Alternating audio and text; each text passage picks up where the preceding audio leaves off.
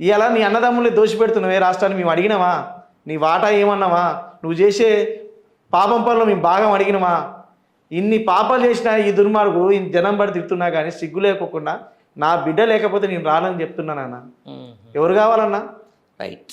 ఇదే విషయం మీద నువ్వు ఉమ్మడి నల్గొండ జిల్లా వాసివి అన్న. రైట్. నిన్న ఆయన బర్త్డే సందర్భంగా అదైతే కేసీఆర్ ఆనవాళ్ళతోటి కట్టినటువంటి యాదాద్రికి వచ్చి అక్కడ ఒక చిన్న రైతులతో మీటింగ్ పెట్టి కుక్క సాగు చేస్తావు, మూసిల్నే వాడి పోతావు అని చెప్పేసి శాపనార్థాలు పెడతా ఉన్నారు.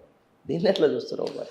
మీ ఒక్క మాట అన్న, ఏం లేదు, ఇది కూడా మీరు చూపించండి. ఎందుకంటే చూపిస్తా 100%. మేము కార్యకర్తలం కాక అయినా సమాజంలో కేసీఆర్ అనేట ఆయన ఒక సినిమా హీరో, ఈ ప్రజల తెలంగాణ ప్రజలకు దేవుడు, తెలంగాణ భౌగోళిక స్వరూపం సృష్టించిన కేసీఆర్ పట్టుకొని నువ్వు సాగు కోరుకుంటున్నావే, నీ సాగు రావాలని మేము కోరుకోమా?